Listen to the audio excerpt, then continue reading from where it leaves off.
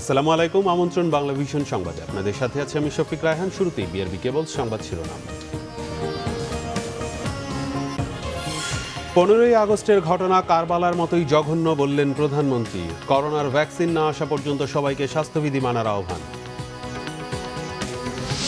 সিনহা হত্যা মামলায় স্বীকারোক্তিমূলক জবানবন্দি দিচ্ছে প্রধান আসামি লিয়াকত। সরকার গঠিত তদন্ত কমিটির প্রতিবেদন দাখিল হচ্ছে না কাল। করোনাকালে প্রযুক্তির ব্যবহার বৃদ্ধিতে সাইবার অপরাধও বাড়ছে। নিরাপত্তা বেষ্টনী তৈরি করে ফেসবুক ব্যবহারের পরামর্শ তথ্য প্রযুক্তিবিদদের। পবিত্র আশুরা আজ, কারবালা মরু প্রান্তরে হৃদয় বিদারক ঘটনা সহ অপরিসীম তাৎপর্যময় দিন। করোনার কারণে ঘরোয়া আয়োজনে তাজিয়া মিছিল। দেখছিলেন বিআরবি কেবল সংবাদ শিরোনাম, এবার বিস্তারিত। 15ই আগস্টের ঘটনাকে কারবালার চেয়েও জঘন্য বলেছেন প্রধানমন্ত্রী শেখ হাসিনা। তিনি বলেন, কারবালা ট্র্যাজেডিতে নারী শিশুকে হত্যা করা হয়নি, কিন্তু 15ই আগস্ট রাতে তাও করা হয়েছে। জাতীয় শোক দিবস উপলক্ষে স্মরণসভায় শেখ হাসিনা করোনার ভ্যাকসিন না আসা পর্যন্ত সবাইকে স্বাস্থ্যবিধি মানার আহ্বান জানান। আবারও সতর্ক করেন দলে অনুপ্রবেশকারীদের ব্যাপারে। জাতীয় শোক দিবস উপলক্ষে ঢাকা মহানগর উত্তর দক্ষিণ আওয়ামী লীগের স্মরণসভায় গণভবন থেকে ভিডিও কনফারেন্সের মাধ্যমে অংশ নেন প্রধানমন্ত্রী শেখ হাসিনা। তিনি বলেন, বঙ্গবন্ধু কখনো নীতি আদর্শের সাথে আপোষ করেননি, বরং জনগণের কল্যাণে কাজ করে গেছেন। 15ই আগস্টের ঘটনা স্মরণ করে বঙ্গবন্ধু কন্যা বলেন, কারবালার মতোই শোকাবহ 15ই আগস্টের হত্যাকাণ্ড। কারবালা ময়দানে ইমাম হোসেনকে নির্মমভাবে হত্যা করা হয়েছিল, কারণ তারা ন্যায়ের পথে ছিল। কিন্তু কারবালার এই হত্যাকাণ্ডে নারী শিশুদের কিন্তু হত্যা করা হয়নি। কিন্তু 15ই আগস্ট ধানমন্ডি বাড়িতে কোথাও নারী শিশু রক্ষা পায়নি। কিন্তু 15ই আগস্টের ঘটনার সাথে যেন এই কারবালার ঘটনার এক অদ্ভুত মিল রয়ে গেছে। করোনা ভাইরাসের চিকিৎসা ব্যবস্থা প্রসঙ্গে স্বাস্থ্যবিধির উপর আবারও জোর দেন প্রধানমন্ত্রী। এইভাবে মানুষের পাশে দাঁড়ানোর ফলে এই করোনা ভাইরাসের কারণে অনেক দেশে যেখানে হাহাকার, আমাদের দেশে কিন্তু সে অবস্থা নেই।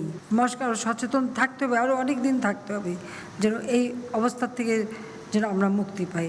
যতদিন পর্যন্ত না এর ওটা ভ্যাকসিন বের হবে বা এর চিকিৎসার যথেষ্ট ব্যবস্থা হবে বা বিশ্বব্যাপী এটা স্বীকৃতি হবে, ততদিন পর্যন্ত আমাদের সুরক্ষা থাকতেই হবে। শেখ হাসিনা বলেন, আওয়ামী লীগ আদর্শের রাজনীতি করে থাকে, তাই দলে অনুপ্রবেশকারীদের ব্যাপারে সতর্ক থাকতে হবে। বাংলাদেশ আওয়ামী লীগ জাতির পিতা বঙ্গবন্ধু শেখ মুজিবের হাতে গড়া সংগঠন। আমরা সেই আদর্শ বুকে নিয়েই কাজ করি। হ্যাঁ, দীর্ঘদিন ক্ষমতা থাকলে এদিক ওদিক থেকে কিছু লোক জোটে এবং দলের ভিতরে এসে তারা নানা রকম অঘটন ঘটায়, অপকর্ম করে, যার বোঝাটা দলকে বয়ে নিয়ে বেড়াতে হয়। অঘটন তারাই ঘটে, আমাদের ভালো ভালো নেতাকর্মীদের তারাই হত্যা করে। বাইরে আসে কি দলের কোন্দল, কিন্তু খুঁজলে দেখা যায় যেরা হয় এখান থেকেও সেখান থেকে উড়ে এসে জুড়ে বসেছে, বা তখন খুব ভালো ব্যবহার করে এমনভাবে চলে আসে যে আমাদের কেউ কেউ দল ভারী করার জন্য তাদেরকে টেনে নেয়। জনগণের ভাগ্য পরিবর্তনে রক্ত দিতে প্রস্তুত বলেও জানান আওয়ামী লীগ সভাপতি। পরে 15ই আগস্টের শহীদদের স্মরণে দোয়া ও মোনাজাতে শরীক হন প্রধানমন্ত্রী শেখ হাসিনা। সৈয়দ আব্দুল মুহিত, বাংলা ভিশন, ঢাকা। তৃতীয় দফায় 3 দিনের রিমান্ড মঞ্জুরের একদিন পরই অবসরপ্রাপ্ত মেজর সিনহা হত্যা মামলায় স্বীকারোক্তিমূলক জবানবন্দি দিচ্ছে প্রধান আসামি বরখাস্ত এসআই লিয়াকত আলী। রবিবার বেলা 12টার দিকে 164 ধারায় জবানবন্দি দিতে তাকে সিনিয়র জুডিশিয়াল ম্যাজিস্ট্রেট তামান্না ফারার আদালতে নেওয়া হয়। র্যাব জানায়, গত শুক্রবার তৃতীয় দফায় বরখাস্ত ওসি প্রদীপ কুমার দাস, এসআই লিয়াকত আলী, এএসআই নন্দদুলাল রক্ষিতকে তৃতীয়বারের মতো 3 দিনের রিমান্ডে নেওয়া হয়। গত 31 জুলাই রাতে কক্সবাজার টেকনাফ মেরিন ড্রাইভের বাহারছড়া ইউনিয়নের শামলাপুর চেকপোস্টে পুলিশ পরিদর্শক লিয়াকত আলীর গুলিতে নিহত হন অবসরপ্রাপ্ত মেজর সিনহা মোহাম্মদ রাশেদ খান। পরে পুলিশ টেকনাফ থানায় 2টি ও রামু থানায় 1টি মামলা করে। মামলায় এ পর্যন্ত 7 পুলিশ সদস্য, এপিবিএনের 3 সদস্য এবং টেকনাফ পুলিশের করা মামলার 3 সাক্ষী সহ 13 জনকে গ্রেফতার করেছে র্যাব।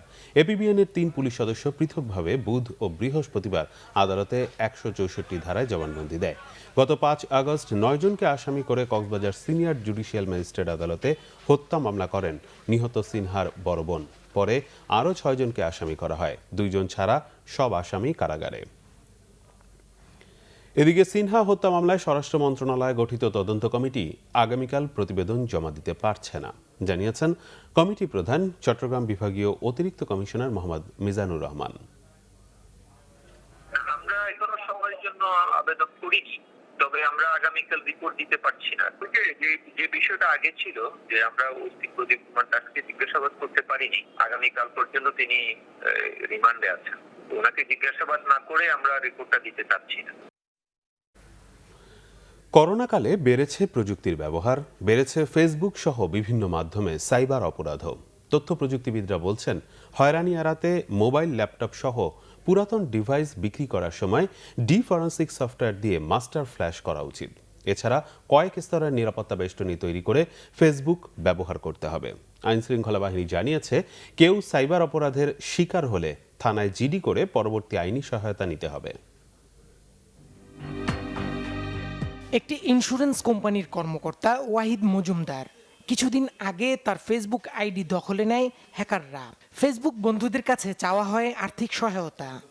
হঠাৎ করে আমার মোবাইল থেকে আমি লগ আউট হয়ে গেলাম, আমার ফেসবুক মেসেঞ্জার থেকে লগ আউট হয়ে গেলাম।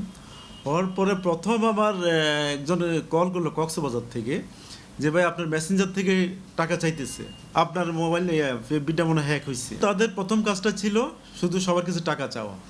হ্যাঁ, কি খবর, একটা উপকার করা যাবে, কিছু টাকা দরকার, এই নাম্বারগুলো দিয়ে তারা টাকা চাইলো। শিক্ষার্থী মোকাররম হোসাইনের ঘটনা আরও ভয়াবহ। তার আইডি হ্যাক করে ফ্রেন্ড লিস্টে থাকা মেয়ে বন্ধুদের বিরক্ত করার চেষ্টা করে হ্যাকাররা। আমার হয়ে, অর্থাৎ আমি এমন একটা আচরণ করে তাদের সাথে বিভিন্ন কথোপকথন করতো। এমন আমি 2 জন মেয়ের সন্ধান পাই যাদের সাথে সে প্রেমের প্রস্তাব দিয়েছে এবং সরাসরি তাদেরকে 6-7 মাস ধরে তাদের সাথে কথা বলার এক পর্যায়ে তাদেরকে শারীরিক সম্পর্কের প্রস্তাব দেয়।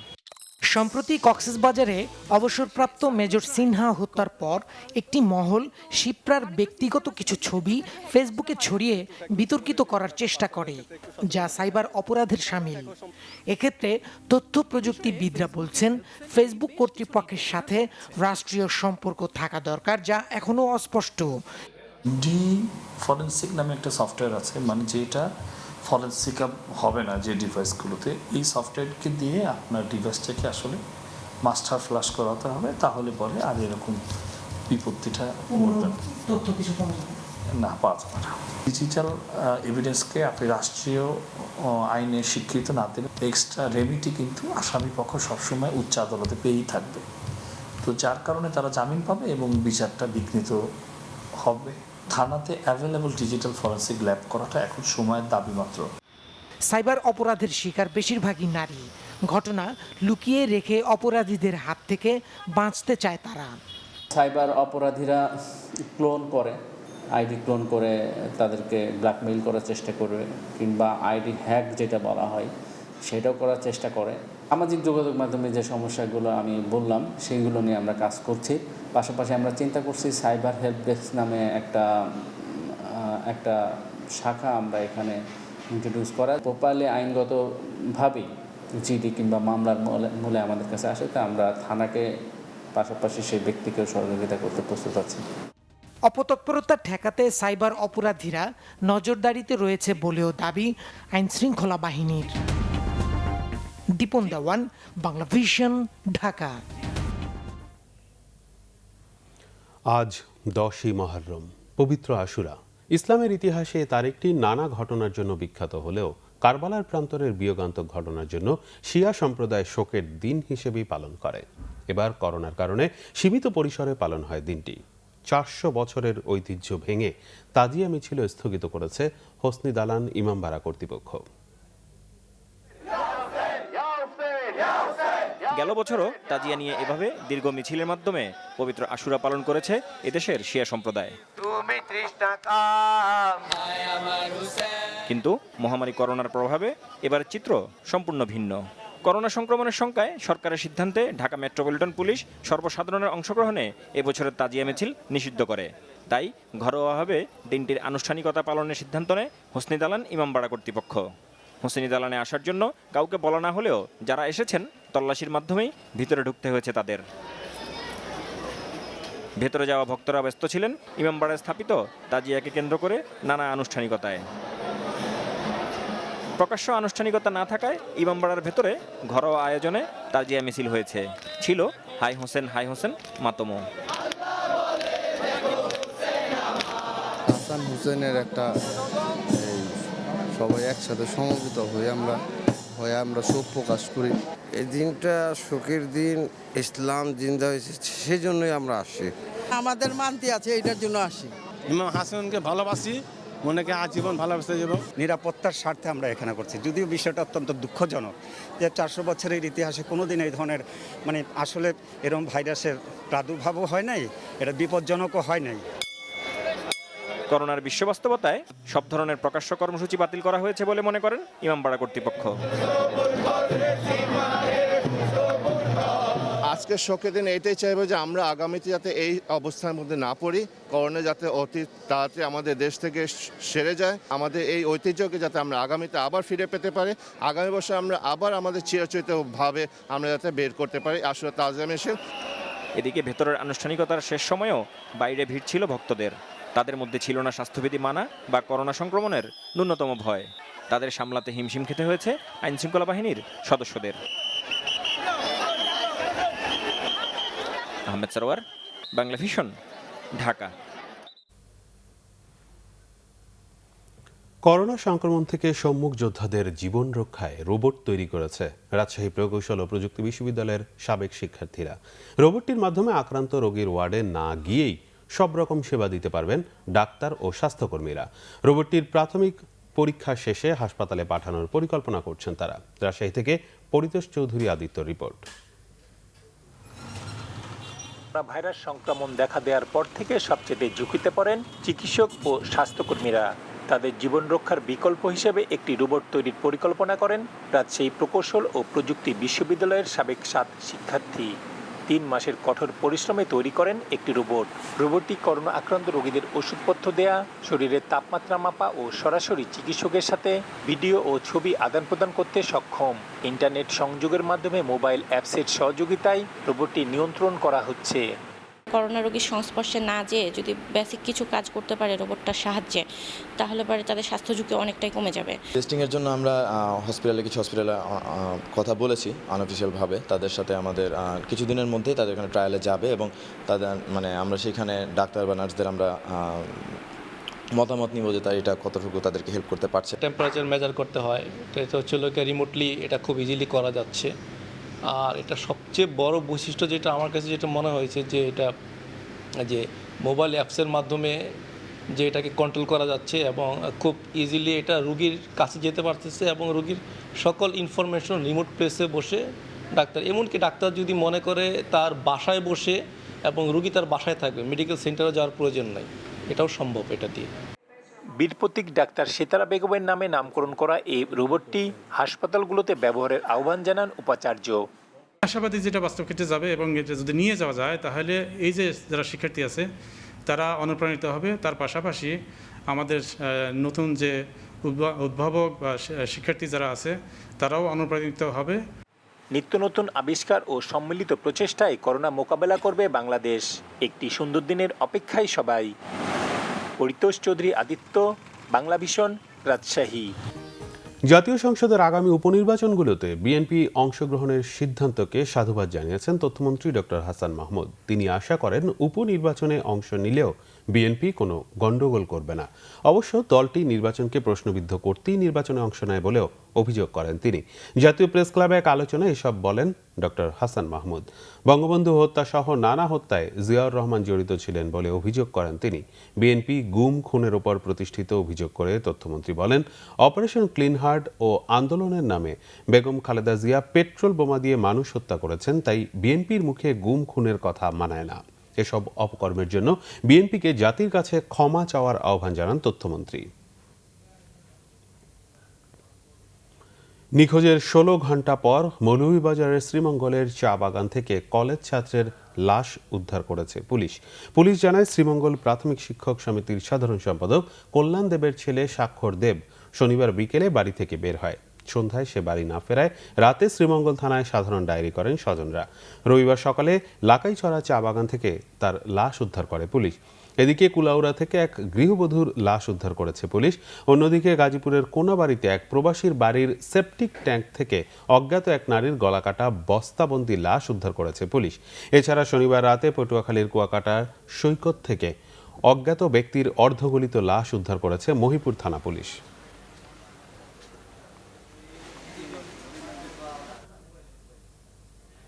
এবার আন্তর্জাতিক সংবাদ।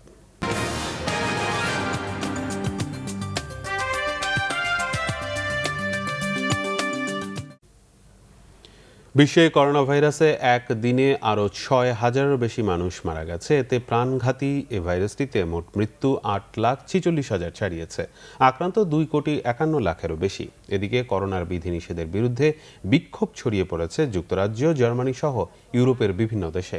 মৃত্যু ও আক্রান্তের তালিকায় প্রথমে থাকা যুক্তরাষ্ট্রে ২৪ ঘন্টায় ৯৫৪ জন মারা গেছেন। এতে ১,৮৬,৮০০ ছাড়ায় মোট প্রাণহানি। আক্রান্ত ৬১,৩৮,০০০-এরও বেশি। গেল কয়েকদিনে ধারাবাহিকতায় প্রাত্যহিক করোনা শনাক্তের সংখ্যায় শীর্ষে স্থান বহাল রয়েছে ভারতের। গেল কয়েক ঘন্টায় আরও ৩,০০০ ও শনিবার ৭৮,০০০-এরও বেশি মানুষের করোনা শনাক্ত হয়। এ নিয়ে দেশটিতে শনাক্তের সংখ্যা ৩৫,৪২,০০০-এর উপরে। ৬৩,৬০০ পেরিয়েছে করোনায় প্রাণহানির সংখ্যা। ব্রাজিলে একদিনে মারা গেছে কমপক্ষে ৯০৪ জন। এতে দেশটিতে করোনায় মোট মৃত্যু ১,২০,৪০০-র উপরে। করোনার কারণে স্বাস্থ্যবিধি পালনে আরোপিত কড়াকড়ি বাতিলের দাবিতে বিক্ষোভ হয়েছে লন্ডনের ট্রাফালগার স্কোয়ারে। মাস্ক ছাড়া এই প্রতিবাদ কর্মসূচিতে অংশ নেন হাজারো নগরবাসী। করোনার বিধিনিষেধের প্রতিবাদে সহিংস বিক্ষোভ হয়েছে জার্মানির বার্লিনে। পুলিশের সাথে ব্যাপক সংঘর্ষের পর আটক করা হয় ৩ শতাধিক বিক্ষোভকারীকে। সংবাদ শেষ করব বিআরবি কেবল শিরোনামগুলো আরেকবার জানিয়ে। ১৫ই আগস্টের ঘটনা কারবালার মতোই জঘন্য বললেন প্রধানমন্ত্রী। করোনার ভ্যাকসিন না আসা পর্যন্ত সবাইকে স্বাস্থ্যবিধি মানার আহ্বান। সিনহা হত্যা মামলায় স্বীকারোক্তিমূলক জবানবন্দি দিচ্ছে প্রধান আসামি লিয়াকত। সরকার গঠিত তদন্ত কমিটির প্রতিবেদন দাখিল হচ্ছে না কাল। করোনাকালে প্রযুক্তির ব্যবহার বৃদ্ধিতে সাইবার অপরাধও বাড়ছে। নিরাপত্তা বেষ্টনী তৈরি করে ফেসবুক ব্যবহারের পরামর্শ তথ্য প্রযুক্তিবিদদের। পবিত্র আশুরা আজ। কারবালা মনুপ্রান্তরে হৃদয় বিদারক ঘটনা সহ অপরিসীম তাৎপর্যময় দিন। করোনার কারণে ঘরোয়া আয়োজনে তাজিয়া মিছিল। এই ছিল এখনকার মতো। পরের সংবাদ বিকেল ৪টায়। এর আগে ৩টায় রয়েছে নিউজ টপ 10 দেখার আমন্ত্রণ রইল। এছাড়া বাংলাভিশন সংবাদ ও সংবাদ সংশ্লিষ্ট অনুষ্ঠান দেখতে লগ ইন করুন facebook.com/বাংলাভিশন এবং সাবস্ক্রাইব করুন youtube.com/বাংলাভিশন। এতক্ষণ সাথে থাকায় ধন্যবাদ।